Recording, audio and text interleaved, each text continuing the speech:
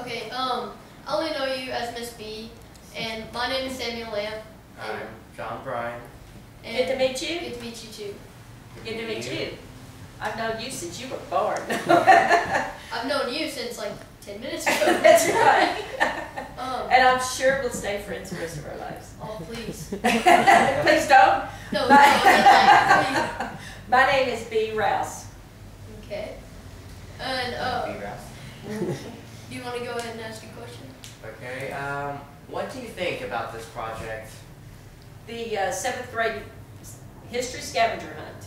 Right. I think it is really great.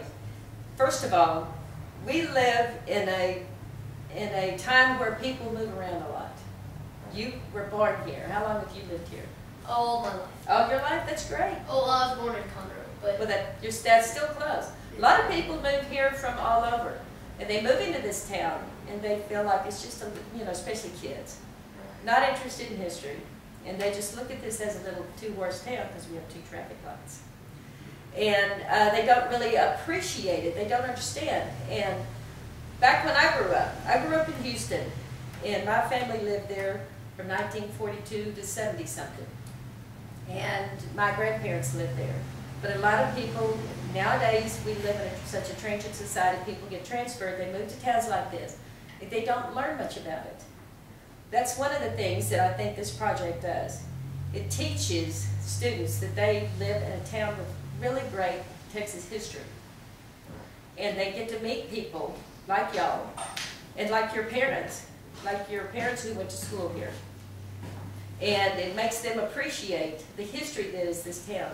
We have a lot of people who come through here for the historical significance.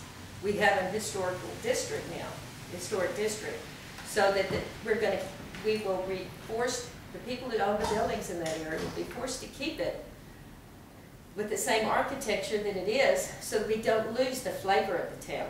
yeah. Right. And we've seen, I know it's tough, it's a big project, but you're going to have big projects like this for the rest of your school life.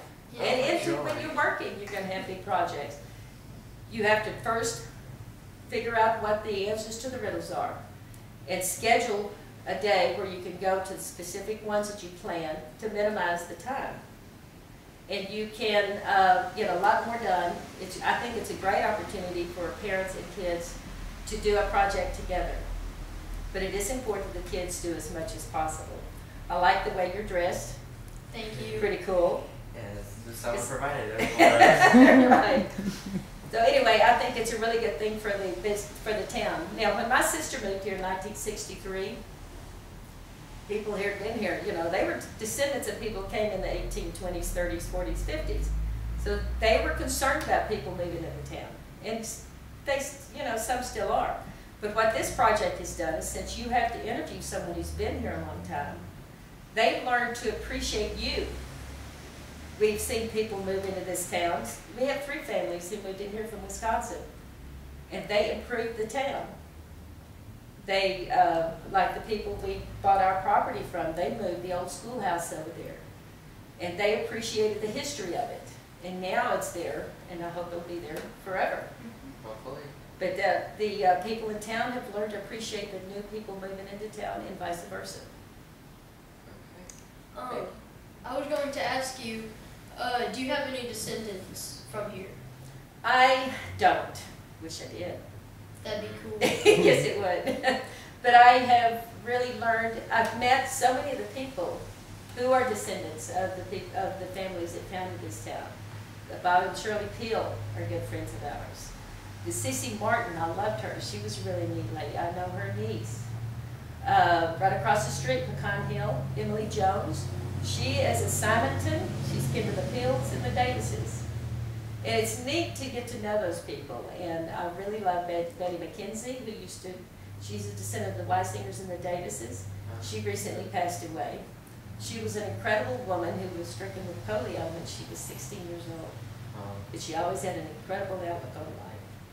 Was she ever cured for No, the she wasn't, but she was one of the most active people here from a wheelchair. She lived in the, what's it called, the Magnolia. Right. She was so active. She was active in the civic group. She was active in the Historical Society.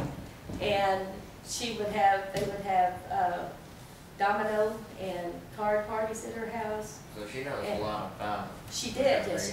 She passed away just a couple of weeks ago.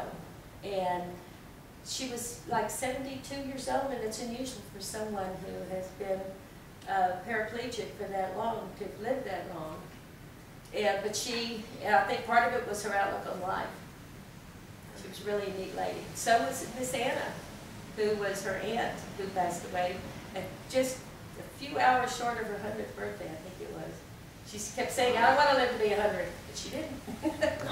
So Yes, those people are very interesting to me. You know, when I was in school, I really didn't care for history because I didn't like to memorize the years and all this stuff.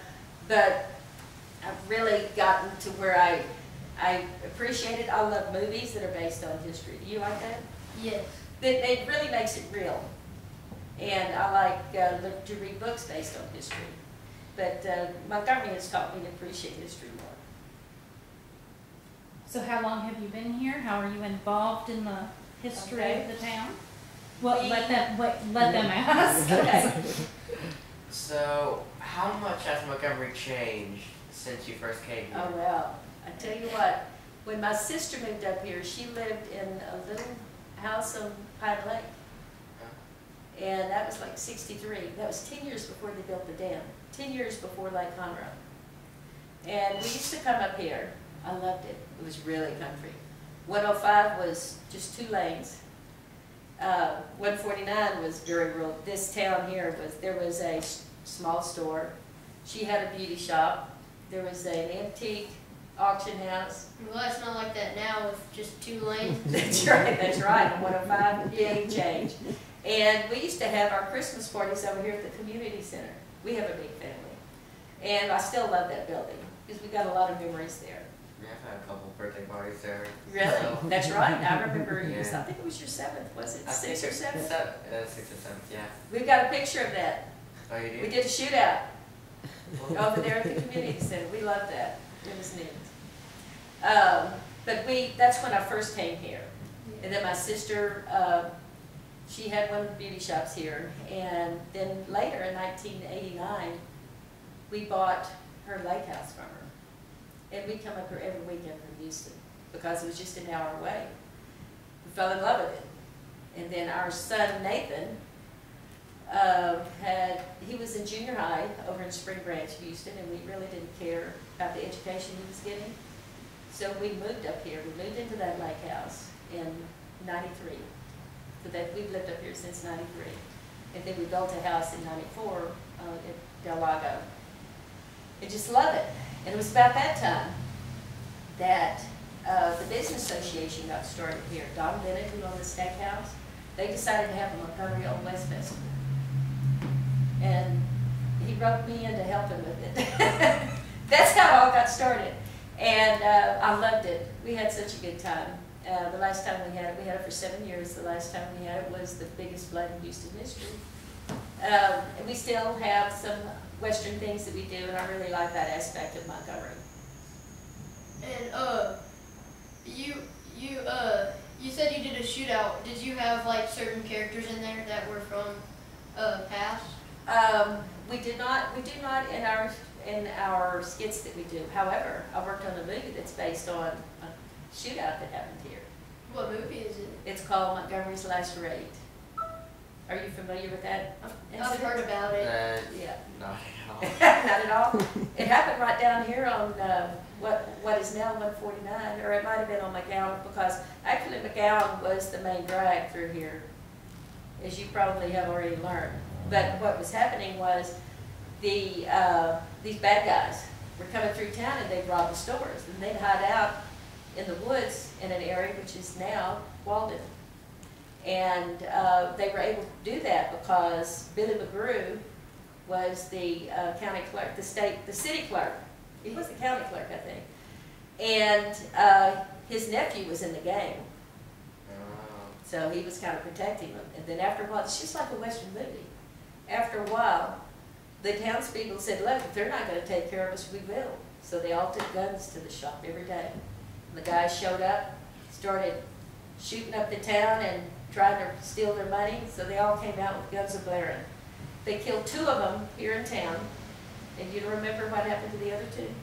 I don't remember. Okay, they went back down to, let's see, what is that house? The Chilton Hudson House. And because they were boarding there, they went down there to try to get away from the townspeople. They chased them down there and killed them. 2 of those guys were the first 2 buried in the new cemetery. And you see the sign that's up there where Dr. Stewart is buried. And the townspeople were really upset because they were the first ones buried in their new cemetery. And what I've heard is that they put them in the very back corner and they were unmarked graves. Your mom will splice that out. So you know that haunted house down there? I can't remember what you called it. It's just right down the road. It's over there on Pond Street? Yes, and do you know why it's gated off? Just because they don't want people going in there and being scared Right. and stuff? Or? Liability purposes. The people who own it, they don't want someone going in there getting hurt, because it is needs, and it's in need of repair. And if you walked on the step on the porch and fell through and got hurt, someone might file a claim against the people on it. So, when was the Montgomery Historical Society founded, and what is its exact purpose? Okay. I'm not sure what the first year it was, but it was probably in the very early 50s. And it was about 55 when they first started with the spring home tour that we used to have here. We had that here for a number of years. I remember coming to that before we lived here. The Historical Society was just founded by some of the local citizens, mostly descendants of the families who had founded the town. And one of the things they wanted to do was to preserve the history. They could see the growth of Houston and people moving up from Conroe and up into this area. And their purpose is to maintain the historical significance of the town. The society owns 7 buildings, including this one, the 2 law offices, the Old Baptist Church, the, what is it called? The one over on Prairie. Yeah. That one. That one. How many is that? The Oaks? The Oaks, they don't own that. It's past the Oaks. It's right at Klepper and Prairie. I actually just took a picture of a photo of the Oaks. Okay, that's one of my favorites. That's one of my favorites. It I had love a lot that of information in McDonald's. But what the city has recently done in the last 2 or 3 years is they have created an historic district, so that anyone who owns a house or any commercial building in that area, in order for them to make any change of significance, they have to get approval. Like, for instance, a building was sold, they have to get permission to paint it. Yes, ma'am. And that's the way that the city itself is helping to preserve the integrity and the history of the town. And I heard that Jim's Hardware is like right at the center of the town. Do you know anything about that? It's very near. Jim's Hardware is on the site where the Price Hotel used to be. Yeah. And that's adjacent to the community center. The community center is the center of the 4 square miles that is Montgomery. It's like It's the right fair.